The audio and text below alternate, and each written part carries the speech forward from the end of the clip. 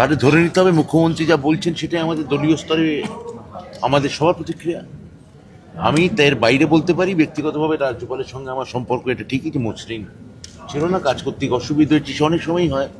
তা আমি ওনাকে, উনি চলে যাচ্ছেন, আমি ওনাকে শুভেচ্ছাই জানাবো, উনি ভালো থাকুন। আর বাইরে দলগতভাবে কোনো প্রতিক্রিয়া যদি আপনারা জানতে চান, আমি বলবো যে এটা দলের সঙ্গে কথা না বলে বা দলের স্ট্যান্ডটা কি অ্যাকচুয়ালি সেটা না বোঝা পর্যন্ত মুখ্যমন্ত্রী যা বলেছেন আমি সেটাই আমার মত। আমি আপাতত এইটুকু বলতে পারি। দাদা, শিক্ষা দুর্নীতি নিয়ে এই ছবি এবং শিক্ষামন্ত্রী সেখানে এই সময় দাঁড়িয়ে যে বিষয়টা নিয়ে অত্যন্ত না, এটা কোন, এটা পুরনো মানে 1997 সালের সিনেমা, মানে ঘটনা নিয়েছে।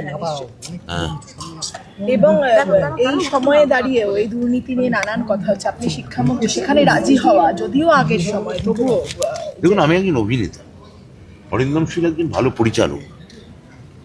এই চরিত্রটা আমার কাছে ফ্যাসিনেটিং চরিত্র বলে মনে হয়েছে। আমি তো এই প্রথম ছবিতে অভিনয় করছি তা না, আমি দীর্ঘদিন ধরে সিনেমা অভিনয় করে আসছি।